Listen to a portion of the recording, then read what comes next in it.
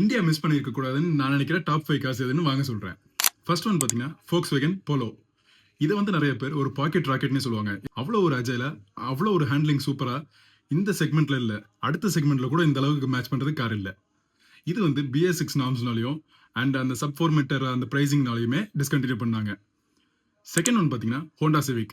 இன்னைக்குமே ரோட்ல ஒரு 2007 Honda Civic போச்சுன்னா, திரும்பி பார்க்காத ஆளே தான் இருக்க முடியாது. இதோட செகண்ட் ஹேண்ட் மார்க்கெட் வேல்யூ பார்த்தீங்கன்னா, இன்னுமே அதுக்கு வந்து ஃபேன்ஸ் அண்ட் டிமாண்ட்ஸ் இருக்க தான் செய்யுது. ஏன்னா இத வந்து கஸ்டமைஸ் பண்ணி ரோட்ல ஓட்டுறத வந்து நம்ம நெறைய பார்க்கலாம். Third Honda Accord. இதாண்ட லக்ஸரி அப்படின்னு ஜெர்மன் ரைவல்ஸை தவிர்த்து சொல்லி காமிச்ச கார் இதுதான். அண்ட் இதோட மெயின் ஹைலைட் பார்த்தீங்கன்னா சர்வீஸ் தான். ஜெர்மன் ரைவல்ஸ் அளவுக்கு சர்வீஸ் இல்லைனாலுமே ஹோண்டாவோட பிரைசிங்ல வச்சது தான் இதோட பெஸ்ட்னு சொல்லலாம். Fourth one Pajero.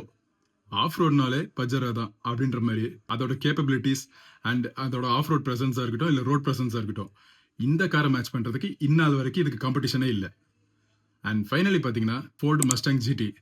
V8 இன்ஜினோட ஒரு மசில் கார்னா இப்படி தான் இருக்கணும் அப்படின்னு சொல்லி காமிக்கிறதுக்கு இதுதான் பெஸ்ட் எக்ஸாம்பிள். இன்னைக்கு வரைக்கும் இதுக்கு வந்து நம்ம முக்காவாசி பேர் ஃபேன்ஸாக தான் இருப்போம். இப்போ நான் சொன்னதுல உங்களுக்கு எது ஃபேவரட் கார்ன்றதை கமெண்ட் பண்ணுங்க. அண்ட் சப்போஸ் நான் ஏதாவது சொல்ல மிஸ் பண்ணியிருந்தா அதையும் கமெண்ட்ல சொல்லுங்க.